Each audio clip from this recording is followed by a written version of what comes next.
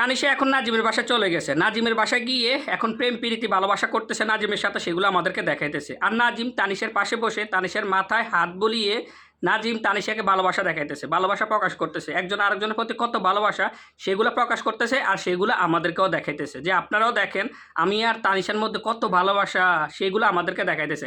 এই তানিশা, তার কোনো লজ্জা শরম আছে? সে তো একটা নির্লজ্জ। সে এখন বলতেছে যে আপনারা যতই আমাকে অভিশাপ দেন না কেন, আপনাদের অভিশাপ আমার গায়ে লাগবে না, কারণ আমি অভিশাপ পাওয়ার মতো কোনো কাজ করে নেই। চিন্তা করে দেখেন কতটা নির্লজ্জ হলে এমন একটা কথা বলতে পারে। তো তোকে অভিশাপ দিবে না, কাকে অভিশাপ দিবে? তুই আবার বলস আপনারা আমাকে যতই অভিশাপ দেন না কেন আমার গায়ে অভিশাপ লাগবে না। তুই যে তোর বান্ধবীকে ঠকিয়ে বান্ধবীর জামাইয়ের সাথে লুকোচুরি করে প্রেম করে লুটুস পুটুস করে বান্ধবীর জামাইকে বিয়ে করছিস, তারপর তোর বড় বড় কথা আসে কীভাবে? তোর বড় বড় কথা আসে কীভাবে? তুই এখন কীভাবে বলস যে আপনারা যতই আমাকে অভিশাপ দেন আমার গায়ে অভিশাপ লাগবে না? মানুষ কতটা নির্লজ্জহীন হলে এই সমস্ত কথা বলতে পারে? ওই একটা কথা আছে না, পৃথিবীতে সবচাইতে তারাই সুখী যাদের কোনো লজ্জা শরম নাই। এখন ঠিক তুইও হচ্ছিস সেরকম। পৃথিবীতে তুই একমাত্র সুখী ব্যক্তি, কারণ তোর তো কোনো লজ্জাই নেই, যার কারণে তুই নির্লজ্জার মতো এই সমস্ত কথা বলতে পারো যে আপনারা যতই আমাকে অভিশাপ দেন না কেন আমার গায়ে লাগবে না। তানিশা আবার বলতেছে যে নাজিম নাকি আমার বাসায় যাইতে আমার জন্য আমি যা খাবার পছন্দ করি সবগুলো নিয়ে যায়, লিচুও নিয়ে যায়।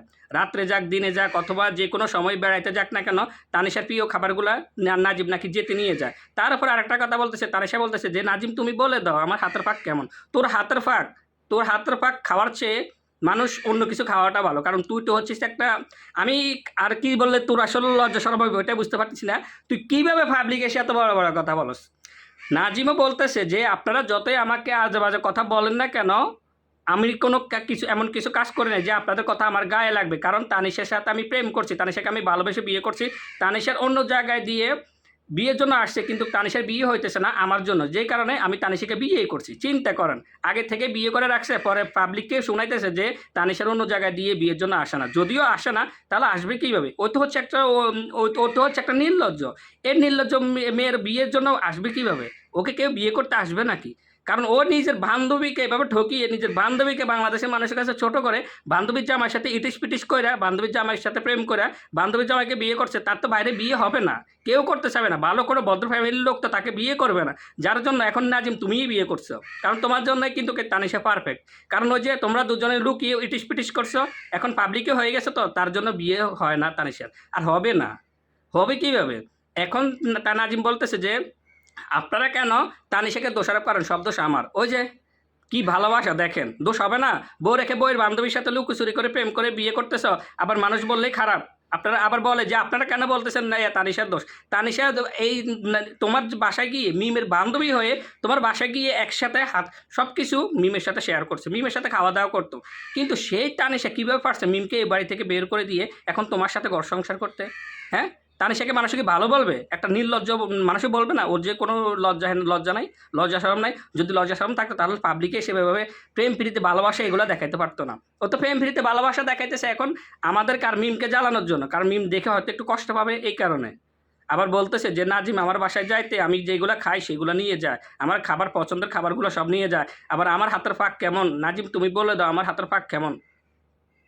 তানিশা যদি লজ্জা থাকতো আর এই সমস্ত কিছু পাবলিকে এসে বলতে পারতো না।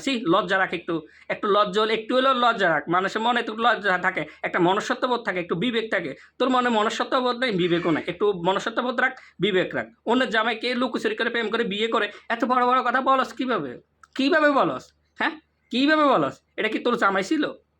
এটা কি তানিশা তোর জামাই ছিল? এটা তো ছিল তোর বান্ধবী জামাই। তুই কীভাবে পারছস তোর বান্ধবীকে এভাবে ঠকিয়ে তুই তোর স্বার্থের জন্য তোর বান্ধবীর জামাইকে বিয়ে করতে?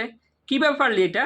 তোর কি এটা উচিত হয়েছে? তুই একবার চিন্তা কর যে আমি আমার বান্ধবীকে বাংলাদেশের মানুষের কাছে ছোট করে আমার বান্ধবীকে ঠকিয়ে আমি বান্ধবীর জামাইয়ের সাথে এখন প্রেম করতেছি, প্রেম করে এখন বিয়ে করব।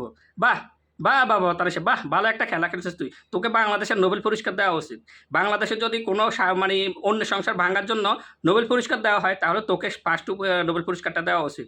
কোনো বেস্ট ফ্রেন্ডের সংসার ভাঙার জন্য যদি সেই বেস্ট ফ্রেন্ডের জামাইকে বিয়ে করার জন্য যদি কোনো নোবেল পুরস্কার দেওয়া হয় তাহলে তোকে সেই নোবেল পুরস্কারটা প্রথমে দেওয়া উচিত, কারণ তুই সেই নোবেল পুরস্কার পাওয়ার যোগ্য। নির্লজ্জতার মতো পাবলিকে সে সমস্ত কথা না বলে লজ্জা রাখ।